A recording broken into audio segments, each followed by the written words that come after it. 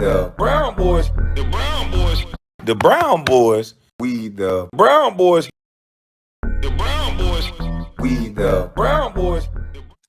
90 to 95% of your athletes are going to be broke after they're done playing, okay? And let me explain why. All right, let me explain why. I don't care how good your investment strategy is. I don't care how many degrees you got. They're going to legally take their money. There's certain accounts that they're going to put their money in. Most of these basketball players are going to be broke. Basketball, football, most of your top celebrities, I don't care if they made 50, 60, 100, $200 million. Here's why. Floyd Mayweather is going through the same situation. They're going to take your money because most of black athletes think, I'm not smart enough, I'm not good enough to manage this money, so I need someone that's smarter than me to manage this money. When your great-great-grandfather wasn't that smart, he just knew better than give somebody else his money. Your great-grandfather may not have as much education in you, may not have as much, well, my grandfather dropped out of high school. So I had more education than my grandfather, but he was smart enough to never give another person his money. Granddad, whatever he had, would put it up under that goddamn bed. Grandma, same way. Shoebox, 38, Smith & Wesson. They're not giving people their money. And we used to have a mindset like that. Now, of course, with the amount of money that they're making on these contracts, you can't have $50 million under the bed. Cool. But what you don't have to do is give them authorizations by signing up for certain accounts that require a manager over that account. There's certain accounts in the banks, and all of these NBA players have these HAC accounts. I forgot what it's called because I don't have that shit no more. But these accounts require a manager. You can be the person who made all this money. You can call and say, hey, I want to get my money, this and that. Guess what they're going to do? They're going to give you the illusion that you're the one that's making the decision. They're going to say, okay, yep, Mr. Brown, this and that. You have a manager over this account? Okay, thank you. They're going to hang up with you, and they're going to call your manager. The person, if you sign that paper for that account, they run that account. It's their account. It's not yours. You're just a dummy that's making the money. They have a fiduciary responsibility to do right by you. But most of these regulations on this fiduciary responsibility, it only comes with a fine. So if you give me responsibility over all this money, and I strategically, because you can't have more than 100,000 on a certain account. So how they break it up, you'll have 15, 20 accounts with the largest bulk of these guys' money in these accounts. They don't even know how much money they got. Trust me. They got 15, 20 accounts that's ran by a manager. That manager is now taking that money and they're playing with the stock market. Somebody that's making a salary job, playing with these guys millions of dollars every month. They're on there every week, every 2 weeks they get paid. They're taking 30 and 40,000, 250,000 over here, 400,000 over here, and they're doing it at the stroke of a button. And they're getting paid for every transaction going and coming, right? So they don't have to really make you no money. So if you're a woman that has a husband that plays a professional sport, go tell them if there's any woman or there's any man that has to be a manager to be on this account. Ladies, that don't ask the players. If you married to them, you go to the bank and check yourself. If you, because trust me, it's happening to them. If you have a son that plays sport, it's not really a power of attorney per se.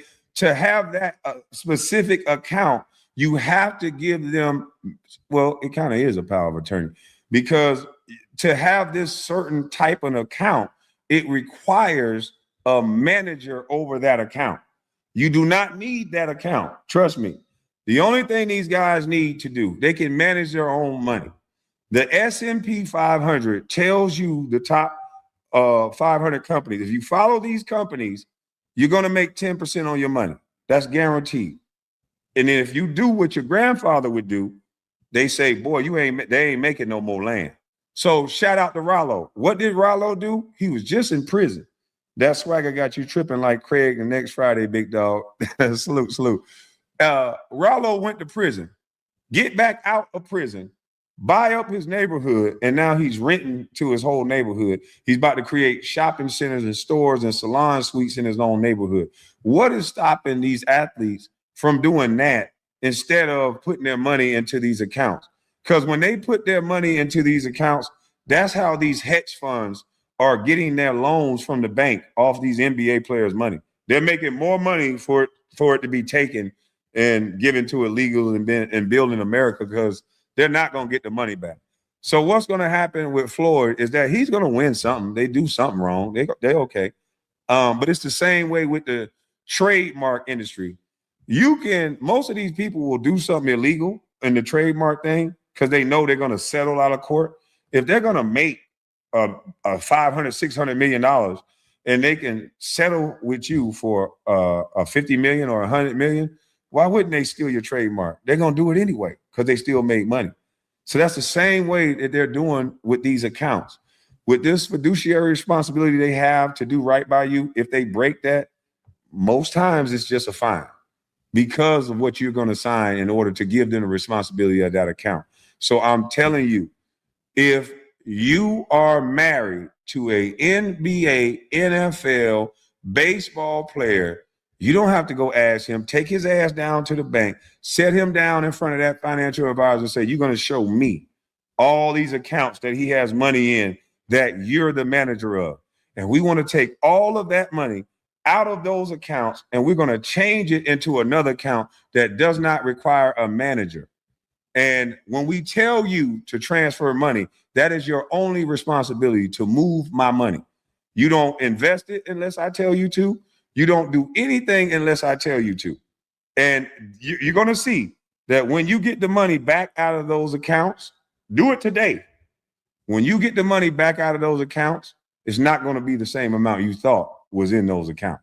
Just deal with that right now. And you might have a little money to fight the case. Don't do because most times what happens is they'll wait till the player doesn't have money to fight the case. And by the time you figure out what they done, because they slick at what they do, by the time that you find out what they've done, you don't have the money to take it all the way to the door and fight the case. Trust me, you're not going to have all the money. You're going to settle for a much smaller amount and you're going to go on about your day. That's why most athletes are working in warehouses. Most athletes are hiding from life, because what's going to happen is you're going to get divorced from your girl or your girlfriend. She's going to leave. Most of these women are only around for the lifestyle. All of you brothers, if you never listen to anything I've said, because I think the reason why they flag my channel so much is not because I'm arguing with people. Nigga, I'm going to talk my shit just like they're going to talk theirs. But I tell you the truth. Most of these athletes, especially they do it to the black ones because they have the perfect cover. Most of us come from broken homes. Most of us don't have financial literacy. So the mainstream media is not even going to pick up on it because why? It's not something that needs to be talked about. These guys go broke because they're not smart with money. Okay, well then why won't you fix that? Why won't you teach that in schools? And why won't you ask these banks, what are they doing with their money? Because if these banks and these money managers are making them so much money and they're so good at what they're doing, then they should be able to make up for the bullshit mistakes these guys make with the amount of money they make. With the amount of money, $60 million should be enough to make mistakes, to have fun, to party. You should have enough money for a lifetime to make all the mistakes you want. If you're making 10% on $60 million a year, you can make money you can make all the fun and mistakes just off the 10% on your money. So please tell me what's going on to these athletes make any sense? Because it don't. And y'all know it don't. So if you have these accounts, you might think you're set, that I can't go broke. I make $200 million. And I know might be showing you on a computer screen that you have a lot of money. Yeah, when a new investment come in, they can show you a performance that you good. But trust me, that's just smoke and mirrors. You don't touch that money. That's just to show you that you go touch the money then. If you got that kind of money you think you got, tell them, hey, look here, I need you to transfer 10. I bet you the average NBA player